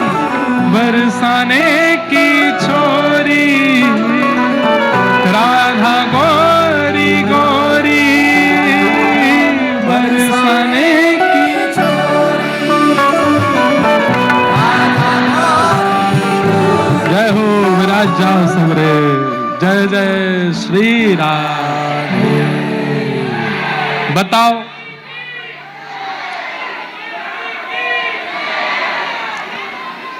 या सुख के बाद मुक्ति चाहिए कोई को? बस यही चाहिए कि सदा ऐसे ही हम आनंद प्रेम और श्री श्री जी के प्रेम में विहर रहें, और कुछ नहीं चाहिए। बैठ जाओ, विराजो विराजो विराज जाओ। तो यही भाव, यही विषय यहां स्पष्ट किया जा रहा है। सब लोग बिल्कुल सावधानी से बैठो। हम ठाकुर जी के मंगल उत्सव की ओर चलेंगे।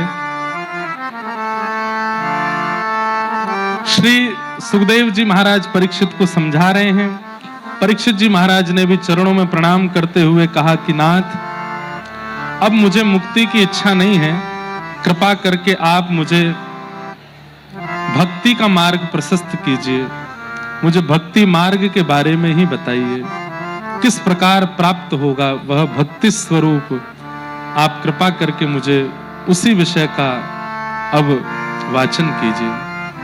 समीचीनं वचो ब्रह्मन् सर्वज्ञस्य त्ववानगः, तमो विशीर्यते मह्यम हरे कथयत कथा। मुझे आप हरि कथा सुना करके उनके भक्ति मार्ग की ओर ले चलिए, भक्ति पथ पर ले चलिए।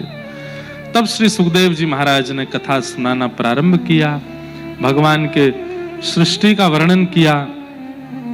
तत्पश्चात उद्धव विदुर जी का संवाद हुआ और विस्तार से श्री विदुर मैत्रेय संवाद प्रारंभ हुआ।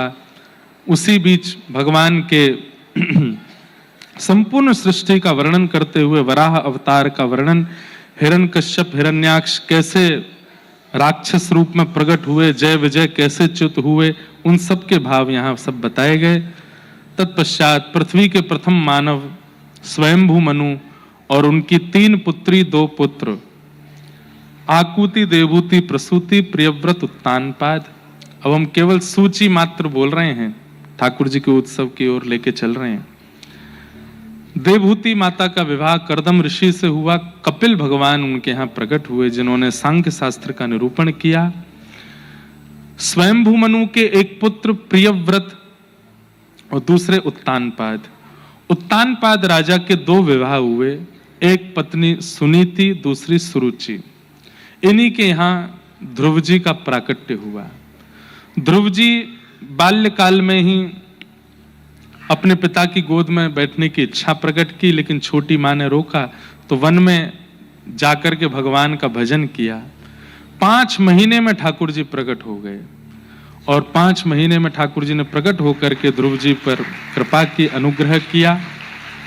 इस प्रकार ध्रुव जी का सुंदर चरित्र सुनाया गया। तत्पश्चात बंधुओं देखिए, ये सब प्रसंग कुछ सिखाने के लिए ही हैं। इन्हीं प्रसंगों को सुनकर के मीराबाई बनी है, इन्हीं प्रसंगों को सुनकर के सूरदास जी बने हैं, इन्हीं प्रसंगों को सुनकर तुकाराम जी, ज्ञानेश्वर जी, इस सारे भक्तों में भक्ति बीज भागवत से ही आया। तो ये प्रसंग हम श्रवण कराते ही हैं विस्तार से, पर कलयुग के भक्तों का जब हम प्रसंग सुनते हैं तो हमारे चित्त की भक्ति पर और गहरा असर होता है। तो इसलिए चाहे इन प्रसंगों को सुने, उन प्रसंगों को सुने, भक्त चरित्र से भक्ति वर्धन होना चाहिए, उद्देश्य यही है। तो ध्रुव जी का चरित्र सुना है कई बार सब लोगों ने, भगवान पर भगवान ने कृपा की उनके ऊपर। तत्पश्चात आगे भूगोल खगोल का वर्णन सुनाया गया, नरकों का वर्णन सुनाया गया, आदि आदि सब चरित्र प्रसंग सब सुनाए गए। और जड़ भरत जी का प्रसंग भी सुनाया गया, अजामिलोपाख्यान सुनाया गया, नरकों का वर्णन किया गया। तत्पश्चात वृत्रासुर का चरित्र सुनाया, वृत्रासुर के पूर्व जन्म की कथा सुनाई और सब सुनाते हुए फिर प्रहलाद चरित्र सुनाया। हिरण्यकश्यप राक्षस के यहां पर भक्त प्रहलाद का प्रादुर्भाव हुआ। एक राक्षस कुल और एक राक्षस प्रवृत्ति के लोगों के बीच में प्रहलाद जी का आगमन एक प्रकार का संकोच तो है और आश्चर्य भी है कि ऐसे विपरीत लोगों के यहां प्रहलाद जी कैसे आ गए। भक्त संग, जो कयाधु प्रहलाद जी की माता जी हैं, हिरण्यकश्यप के हिमालय पर जाने के उपरांत नारद जी ने उनको आकर के कथा सुनाई, भक्त संग उन्होंने किया। इसी के कारण उसी कथा का प्रभाव कि कयाधु के गर्भ से प्रहलाद जी प्रकट हुए। इसलिए सत्संग का मतलब कथा सुनना तो है ही, पर भक्तों का संग करना यह भी सत्संग है। आप लोग अधिकतर, हम लोग अधिकतर उनको मित्र बनाते हैं जो धन में श्रेष्ठ हैं, जो रूप में श्रेष्ठ हैं, जो संपत्ति में श्रेष्ठ हैं। अब बदलिए, अब मित्र उनको बनाइए जो भक्ति में श्रेष्ठ है, उनको अपना मित्र बनाओ। अब हमारे वृंदावन के पूज्य प्रेमानंद जी महाराज हैं, अब उनको उनका नाम इसलिए विशेष रूप से क्योंकि सार्वजनिक रूप से सोशल मीडिया के थ्रू अपनी वार्ता आप तक पहुंचाने में वे अग्रगण्य हैं। अब उनकी वार्ताएं सुनना, हमारी कथाएं सुनना और अन्य अन्य व्यास हैं जिनके मधुर रस से भक्ति वर्धन होता है, इन्हीं को अपना मित्र मान लो। ये सब मेरे मित्र हैं, इन्हीं का संग मुझे करना है। अब थोड़ी देर महाराज जी का संग कर लिया, अब थोड़ी देर इंद्रेश जी का संग कर लिया, अब थोड़ी देर मलुकपीठ वाले महाराज जी का संग कर लिया, अब थोड़ी देर ठाकुर जी का संग कर लिया, और उनकी कथा सुनते सुनते उन्हीं से वार्ता कर लो, उन्हीं की कथा सुनते सुनते उन्हीं से अपने मन के भाव, ये आपके सखा हो गए सब, अब ये आपके मित्र हैं।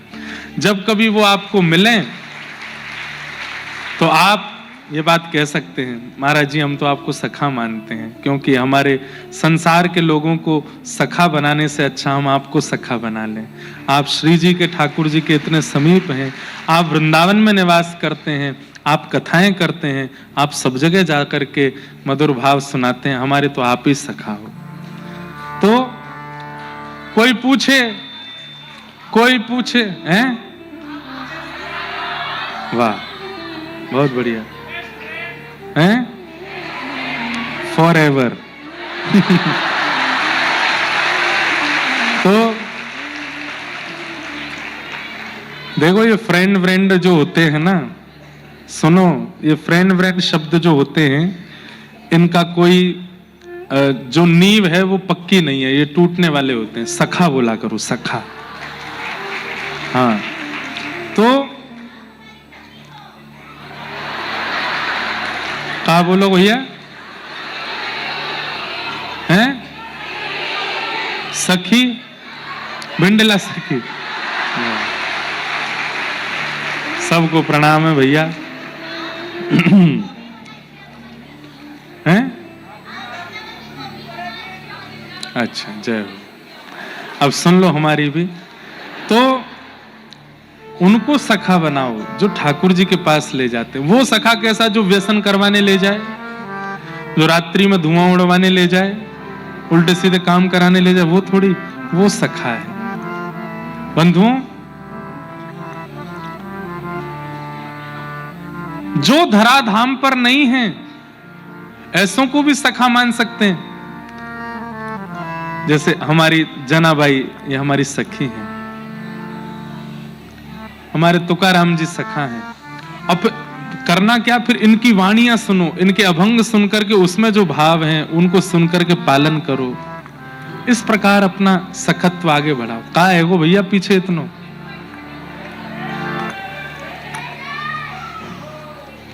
लड़ो झगड़ो नहीं भैया, जहां जगह मिल जाए बैठ जाओ प्रेम से। बैठ जा लाला, बैठ जा। कौन, कोई खो गया क्या? ये क्या दिखा रहे हैं, जरा पास करके दिखाना, क्या है ये हाथ में हैं?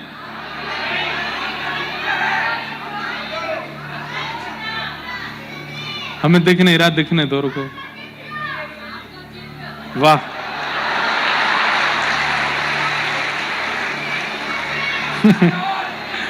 यहां में तो मधुमंगल से लग रहा हूं मैं।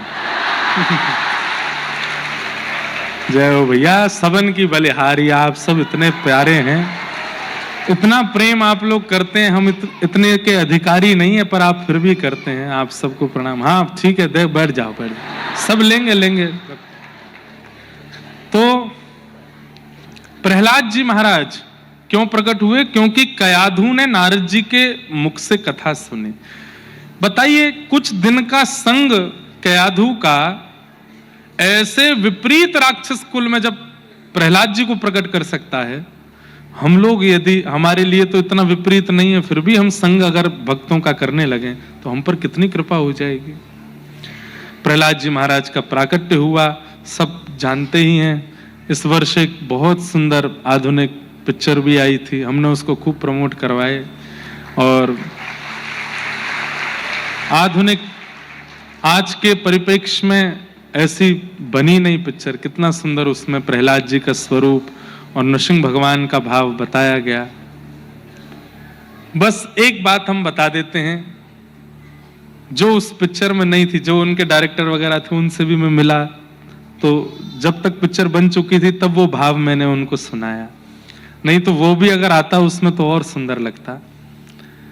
जब प्रहलाद जी महाराज, जब नृसिंह भगवान प्रकट हो गए इतना क्रोध आया उनको, इतना क्रोध आया कि उन्होंने पूरे हिरण्यकश्यप के साम्राज्य को नष्ट कर दिया, ध्वस्त कर दिया, सबको मार दिया, उसकी अंतड़ियां निकाल के गले में डाल ली। पृथ्वी डामाडोल हो रही है, समुद्र में सुनामी आ रही है, आकाश में बादल गरज रहे हैं, ठाकुर जी क्रोध में हैं। सब देवी देवताओं ने जाकर के ठाकुर जी को प्रणाम किया, लेकिन किसी की भी आराधना से ठाकुर जी का क्रोध शांत नहीं हुआ। लक्ष्मी जी गई हैं, भगवान की अति प्रिया लक्ष्मी जी गई हैं, उनसे भी ठाकुर जी शांत नहीं हुए। तब ब्रह्मा जी ने सोचा अब प्रलय है, अब सृष्टि का अंत हो जाएगा, क्योंकि ठाकुर जी का क्रोध शांत नहीं हो रहा है। तभी ब्रह्मा जी ने सोचा कैसे भी शांत हो। तभी देखा कि वहां प्रहलाद जी खड़े, दूर एक खंबे के पास हाथ जोड़ करके ठाकुर जी के सन्मुख प्रहलाद जी खड़े हैं। ब्रह्मा जी चुपचाप गए, प्रहलाद ये तुम्हारे लिए आए हैं, ये रूप तुम्हारे लिए धारण किया, और ये क्रोध भी तुम पर हुए अत्याचार के कारण हो रहा है ठाकुर जी को। तुम जाओ ठाकुर जी के पास, ठाकुर जी का क्रोध शांत करो, नहीं तो भूमंडल रसातल में चला जाएगा। तब प्रहलाद जी कहते हैं जैसी आज्ञा। और श्री प्रहलाद जी महाराज ठाकुर धीमे धीमे ठाकुर जी के समीप जाते हैं, छोटे से प्रहलाद जी, और भगवान के सामने जाकर के स्तुति गाते हैं कि ब्रह्मादयो सुरगणा मुनयो तसिद्धा सत्वैकता नमतयो वचसां प्रवाहै नाराधितुं पुरगुणैरधुनापि पिप्रो किं तोष्टमर्हसि समे हरिरुग्रजाते।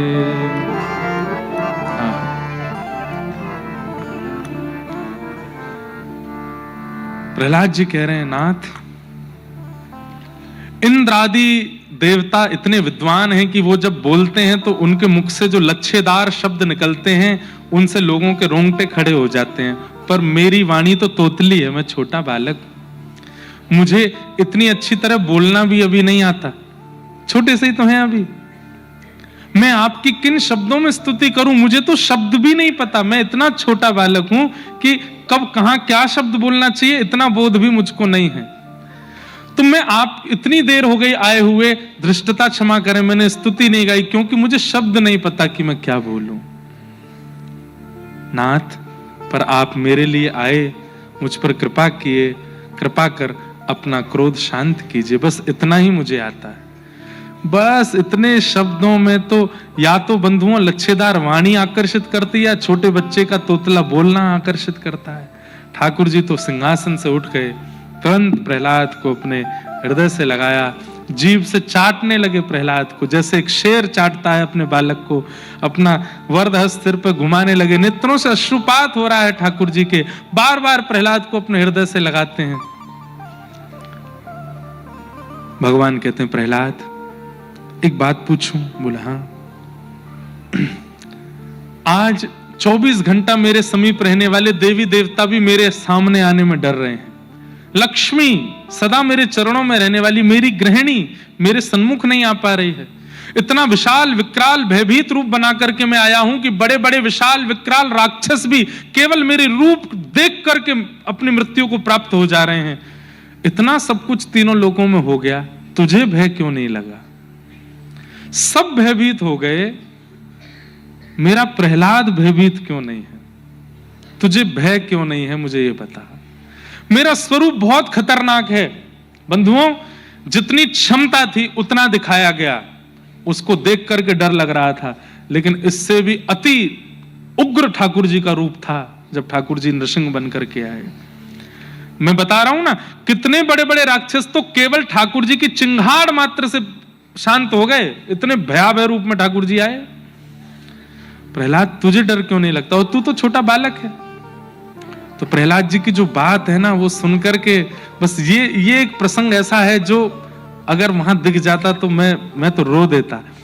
प्रहलाद जी कहते हैं कि नाथ, जब तक आप मुझे मिले नहीं थे तब तब मैं रोज चिंतन करता था कि आप मिलोगे तो मैं क्या करूंगा।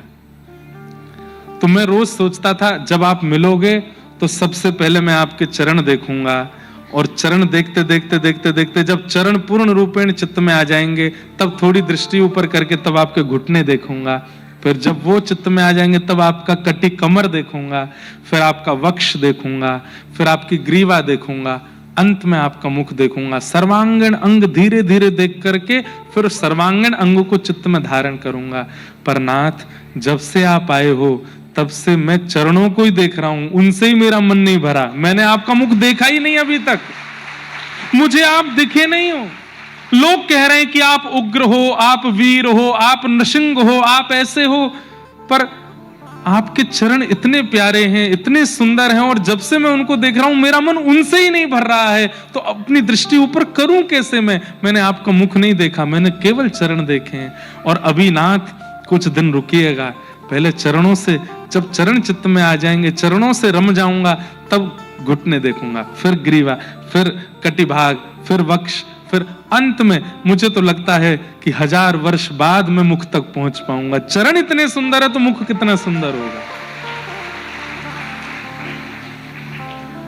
ये है प्रहलाद। मैंने कहा ना कि भक्त की स्थिति और उसके विचार ठाकुर जी को मोहित करते हैं। अब ये बात नहीं है ऐसी कि मोहित होता है ठाकुर जी तो न्योछावर हो गए प्रहलाद पे। वाह प्रहलाद, मैं तुझसे प्रसन्न हूं। दूसरी बात, सबकी दृष्टि में रंग है, रूप है, आदि आदि है। मेरी दृष्टि में भक्ति है। मुझे आप उग्र नहीं दिखते, मुझे तो आप अभी भी अति कोमल लग रहे हो नाथ। जाकी रही भावना जैसी प्रभु मूरत देखी तिन तैसी। प्रहलाद अत्यंत प्रेम भावना में है, इसलिए ठाकुर जी उग्र नहीं दिखाई दिए। प्रहलाद जी को चित्त से लगा लिया ठाकुर जी ने, और भगवान ने कहा तू राक्षस है, राक्षस कुल में जन्मा है। मैं वचन देता हूं प्रहलाद, तेरे कुल में जितने बालक होंगे सबको दर्शन देने के लिए आऊंगा मैं। और भगवान प्रहलाद जी के बाद कृपा करते ही रहे, और फिर कृपा हुई प्रहलाद जी से भी अधिक। प्रहलाद जी के पुत्र राजा बलि के ऊपर भगवान वामन बन करके आए और कृपा की। 3 पग जमीन मांगने का वरदान मांगा था। संकल्प करते ही ठाकुर जी विराट हो गए। और जैसे मान लो ये 3 लोक हैं, इन तीनों लोकों का स्वामी कौन है? बलि। वही मांगने आए थे ठाकुर जी, क्योंकि बलि ने देवताओं से हरण कर लिया था। ठाकुर जी से देवताओं ने प्रार्थना की तो ठाकुर जी वामन बन के गए। संकल्प लेने जब बैठे थे तब छोटे से थे, संकल्प लेते विराट हो गए। तो 2 पग में तीनों लोक नाप लिए। अब बोले बलि, तूने 3 पग के लिए कहा था, मैंने 2 पग में सब नाप लिया, तीसरा पग कहां रखूं? और यदि तूने नहीं बताया तो तुझे नरक जाना पड़ेगा। बलि बोला संपत्ति स्वीकार कर ली, संपत्ति का मालिक बैठा है, तीसरा पग मेरे सिर पर रखो ना। भगवान बोले तूने सिद्ध कर दिया कि तू प्रहलाद का ही वंशज है। बताओ, मैं तो तुझे छलने आया, तू मुझे ही छल गया। और तीसरा पग जैसे ही भगवान ने बलि के सिर पर रखा, प्रहलाद जी प्रकट हो गए, नृत्य करने लगे। और प्रहलाद जी महाराज बोले नाथ आज मेरा कुल धन्य हो गया। क्यों? मैं तो सौभाग्यशाली था क्योंकि मेरे सिर पे आपने हाथ रखा, पर ये मुझसे ज्यादा सौभाग्यशाली, इसके सिर पे आपने चरण रख दिए नाथ। बलि से भगवान बोले वरदान मांग, क्या चाहिए? बलि ने कहा मैं जब जब अपने भवन से बाहर जाऊं, जब जब अपने महल में आऊं, तब तब आपका दर्शन हो। भगवान बोले चौकीदार बन जाएं तुम्हारे। बलि बोला जैसा आप समझो। और ठाकुर जी द्वार पर खड़े हो गए बलि के, शंख चक्र गदा पद्म लेकर के द्वार, अब जो वरदान मांगा करेंगे। तब लक्ष्मी जी एक बालिका का रूप धारण करके आई। तब बलि ने कहा अरे बालिका तू रो क्यों रही है? तो बोली मेरे भाई नहीं है, मैं भाई ढूंढ रही हूं। तो बलि बोला मेरी बहन नहीं है, मुझे बहन चाहिए, तो मुझे राखी बांधो। उसी दिन रक्षा सूत्र, रक्षाबंधन का क्रम वहीं से शुरू हुआ। सूत्र बांध करके कहा आज से मैं तुम्हारी बहन, तुम मेरे भाई, लेकिन रक्षा की जिम्मेवारी मैंने ली है भैया। अब अब मुझे बदले में क्या दोगे? कुछ नेक दो, उपहार दो। तो बलि बोले क्या उपहार चाहिए? बोले अपने द्वारपाल से मेरा ब्याह करा दो। तो बलि बोले वो द्वारपाल नहीं है, भगवान है। बोले तो मैं भी तो लक्ष्मी हूं। अपने रूप में लक्ष्मी प्रकट हो गई और बलि का सौभाग्य देखिए, अपने राजभवन में मंडप बना करके लक्ष्मी नारायण विवाह किया और लक्ष्मी जी को ठाकुर जी को अर्पित किया। केवल प्रहलाद जी की भक्ति के कारण पूरे कुल पर कितनी कृपा ठाकुर जी ने की है। और राक्षस कुल है ये। ऐसे भगवान के अनुग्रह हुए। तत्पश्चात गजेंद्र मोक्ष की कथा, देवासुर संग्राम और बलि वामन अवतार, अष्टम स्कंद पर पहुंच गए हम। नवम स्कंद में फिर सूर्यवंश के राजाओं की कथा सुनाई गई। गंगा जी के अवतरण का प्रसंग सुनाया गया, गंगा जी कैसे पृथ्वी पर आई, सब प्रसंग सुनाते हुए रामावतार सुनाया गया। प्रभु श्री राम के पावन अवतार को हम बारंबार प्रणाम करते हैं। सब लोग हाथ जोड़ के प्रणाम कर लो। एक श्लोकीय राम कथा। गुरुवर थे त्यक्त राज्यो व्यचरदनुवनम पद्म पद्भ्याम प्रियाया पाणिस्पर्शा क्षमाभ्याम व्रजत पथरुजो यो हरिन्द्राणुजाभ्याम वैरूप्या शूर्पणख्या प्रिय विरहरुष रोपित ब्रूबिजंभ तस्ताब्धिर्बद्ध सेतु खलदवदहन कौशलेन्द्रो वतान। एक श्लोकीय राम कथा और 2 अध्यायों में राम कथा भागवत में सुनाई गई। उसे सुख रामायण कहते हैं। बहुत दिन से हमारा संकल्प रहा है, अभी तक हुआ नहीं। एक बार भागवत जी की जो 2 अध्याय रामायण है उस पर कथा कहनी है। जल्दी कहीं अवसर होगा तो कहेंगे। तत्पश्चात चंद्रवंश के राजाओं की कथा सुनाई और इसी वंश में भगवान कृष्ण का प्रादुर्भाव हुआ।